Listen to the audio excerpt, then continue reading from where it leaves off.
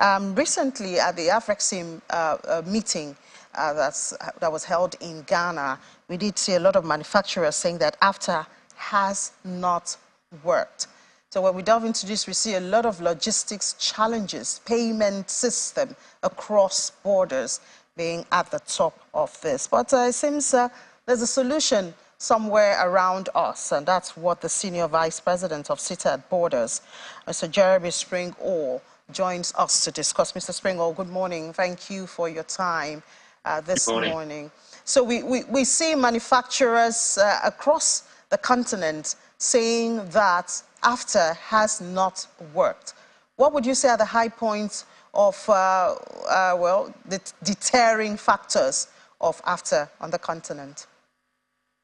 Yeah, so I think the opportunity that the Africa Free Trade Area presents is immense, and they're right to be concerned. And one of the big challenges is at the border.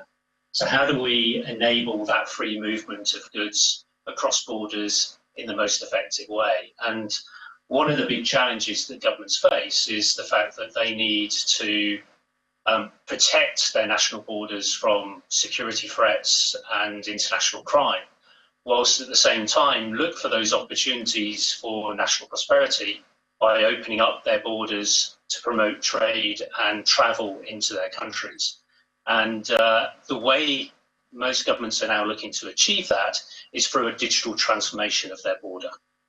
So what does transformation of border look like?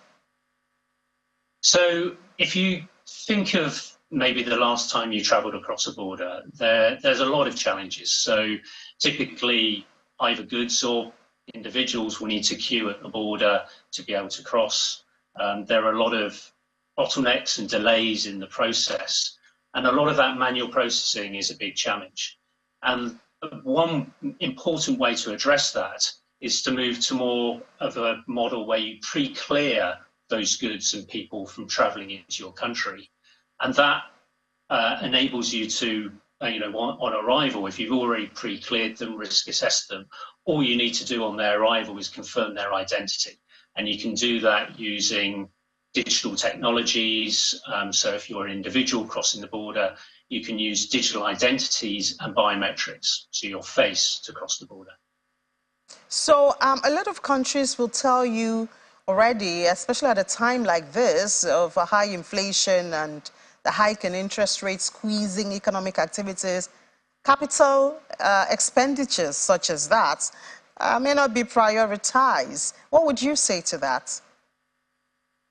Well, I think there's many models to sort of fund moving towards more of a digital border. The opportunity that it presents is significant to countries, and it's significant to the people that are transferring those goods, importing those goods into the country as well. So there's many sort of models to address that and fund these sort of solutions going forward. The opportunity, I think, as I said, is equally easier in some ways with Africa.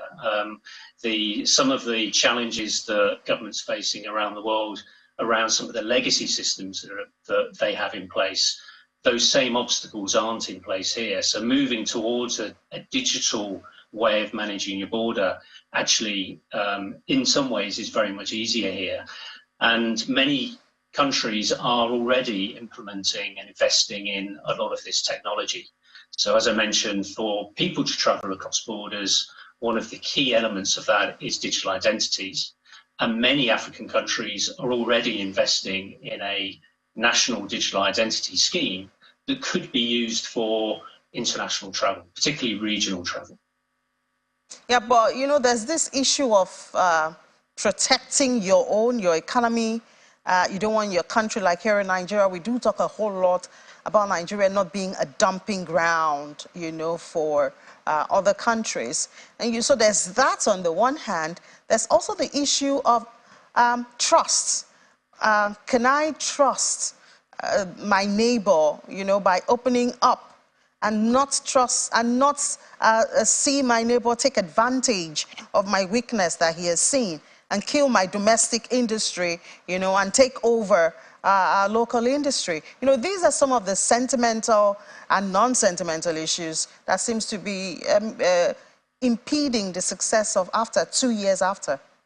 Yeah, so one of the key things that governments really need to build that trust is really around data. You know, how do they understand what goods are traveling across borders? How do they really gain trust that the right tariffs are being paid where they are due? As I said, a lot of that is required from a data point of view.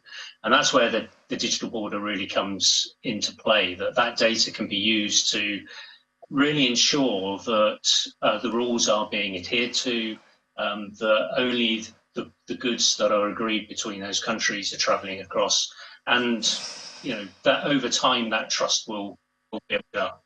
I think equally there's a trust in really understanding the goods that are being transferred across. So how do you really understand that entire supply chain? How do you trust all of the different elements of that supply chain to make sure that what is being imported is in line with the rules of that country? So data is really key to that, and that's a key part of that digital border. And then there's also the challenge of payment system. I mean, I remember some time ago I did travel to a neighboring country from Nigeria, and just paying for the hotel was a very big deal. Card is recognized, it's not recognized, the transfer, you know, and change to dollars and things like that. And so there's this, you know, PAPS that is supposed to be African payment system across border. What elements do you think can make this efficient? So again, you know, if you understand what goods are being travelled across the border in advance, or if you as an individual is travelling across in advance, then those payment structures can be better understood and put in place. So, you know, again, without that data to really understand, you know, the volume of goods being put in place and the therefore the payment requirements that are there, it's very difficult. So again, it comes back to that data and those agreements between governments to enable those payments in the most effective way. So I think that's a very different sort of issue than some of the challenges at the border itself. I think that's another major issue that is impacting the trade area itself. All right, so what about the issue of comparative advantage? How do we get countries to stick to their areas of comparative advantage? A big, you know, a big question. I think there needs to be dialogue between governments to ensure that everyone is benefiting from the free trade area, and it's. I think that dialogue is really key. There's many organisations involved at the border, and you know, you've got immigration, you've got customs, you've got health and agriculture.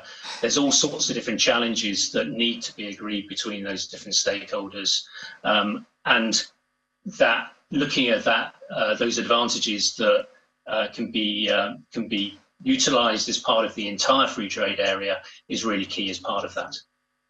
All right, thank you so much, Mr. Jeremy Springhall, Senior Vice President of CETA at Borders. Thank you so much for sharing these tips with us. We do hope the African countries will adopt some of this and we'll see a better implementation of AfCFTA in the nearest future.